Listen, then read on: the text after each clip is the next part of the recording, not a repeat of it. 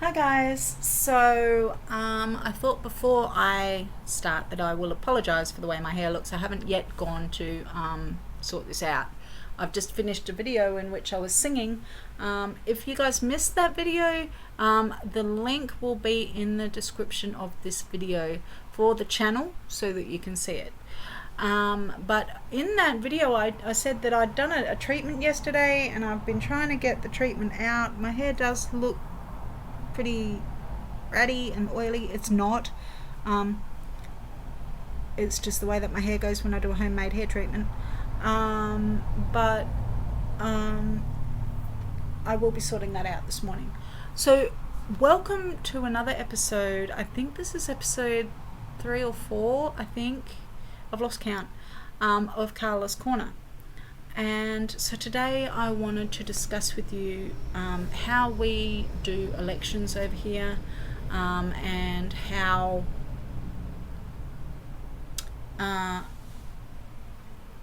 like what happens when people don't vote, and everything like that. So over here we don't have voluntary election voting. So when we have an election, everybody has to vote. If they don't vote, they get fined. And it sucks. Oh my God, it sucks. Because over in America, they have this amazing way of doing elections, which enables people to go, well, you know what, I don't believe anything either of you are saying, and you're not talking to me, so I don't think I'm going to be voting for anyone this year. And nothing happens. It's all voluntary. Like, you don't have to vote if you don't want to, right? And I love that fact.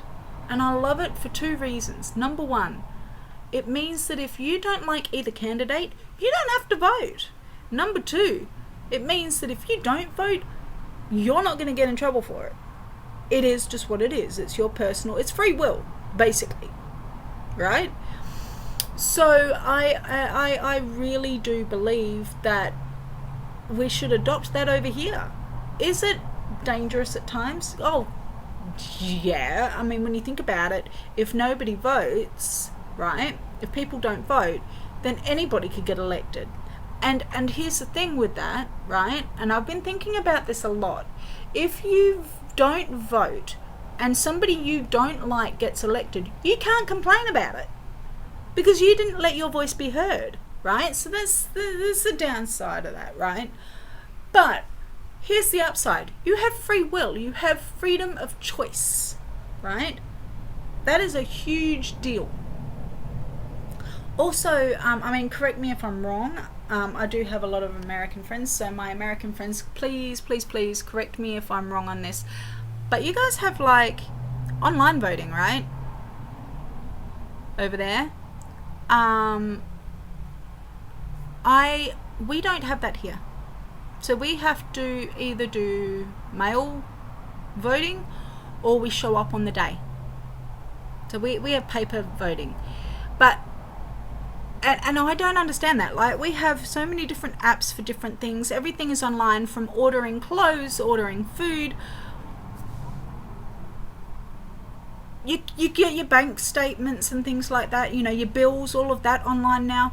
Yet you can't vote online. I don't know. I honestly think that it should be a thing. You know, because not everybody's going to have time to line up and vote, or they're not going to feel comfortable, especially in this day and age, which is what they should be doing. They should be making it all online. All right? So, I mean, that's just me. And that is my take on it. But I think the Americans are onto something here with their voluntary voting. I think that the government here should make it that it's not mandatory, and that if you don't vote, you don't get fined. It's you know, I mean, being registered to vote is great, but it should be a choice on whether you want to or not. I don't believe that it should be mandatory. I really don't. Nobody likes voting and nobody likes politicians. I sure don't. I mean, do we ever believe any of them anyway? I mean, these are people who we're meant to trust, right? That we're meant to give power to. But what if you don't like any of the candidates? Do you know what I mean? Like, so I just feel like it's really crappy that, you know, we don't get a choice. Mind you, you are talking to somebody who also thinks the UK has an amazing thing where, you know, they pay electricity like you would get credit for your phone.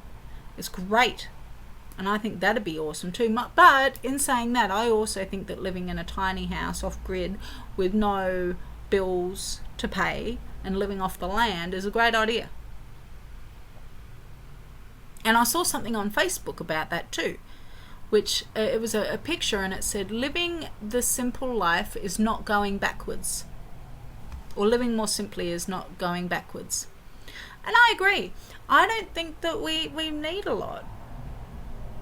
But again, we have governments, we have businessmen, we have all these people saying to us, we need this, we need that, you need to do this, you need to do that, or we're going to do this. Well, I believe that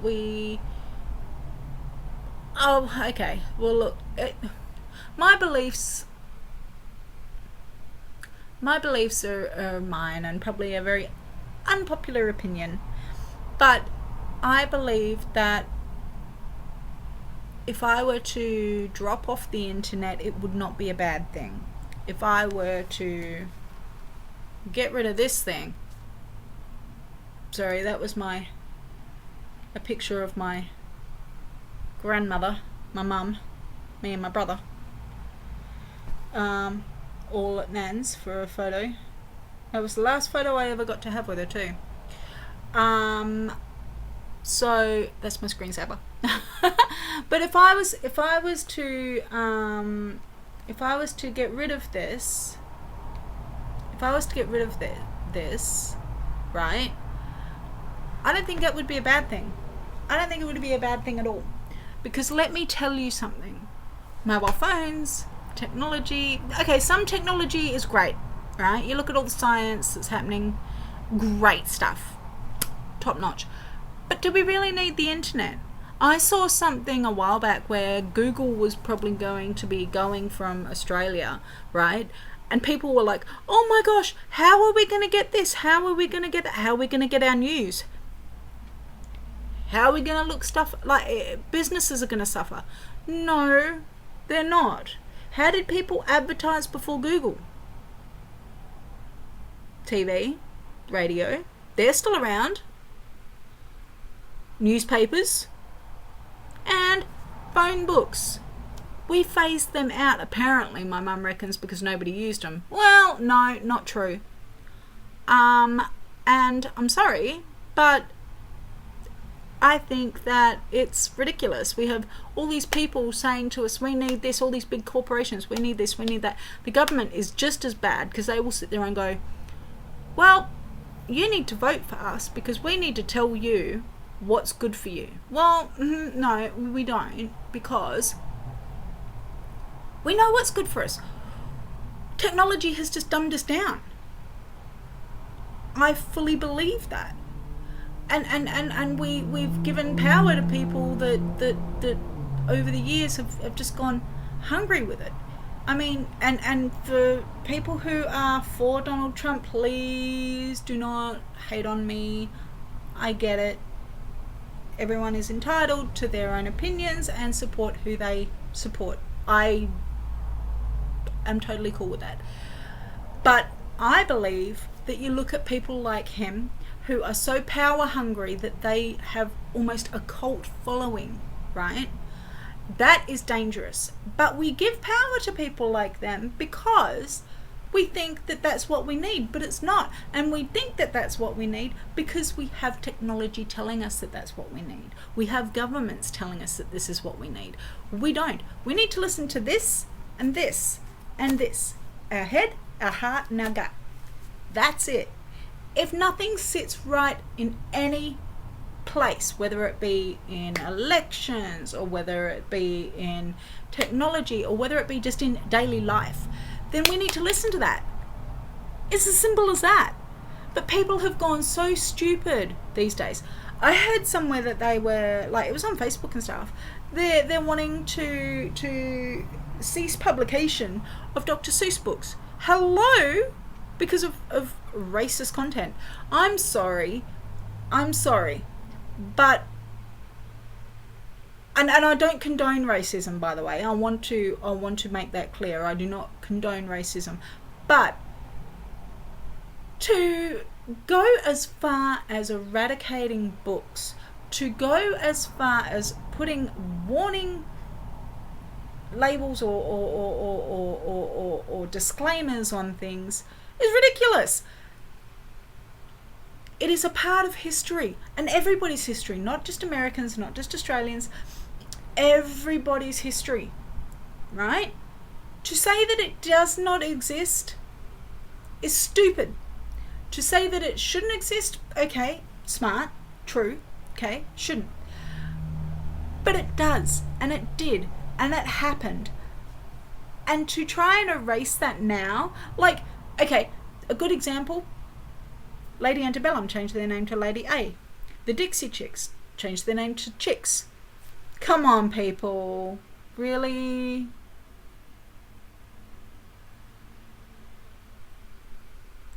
Like, even over here we have a grass, it's called a grass, okay.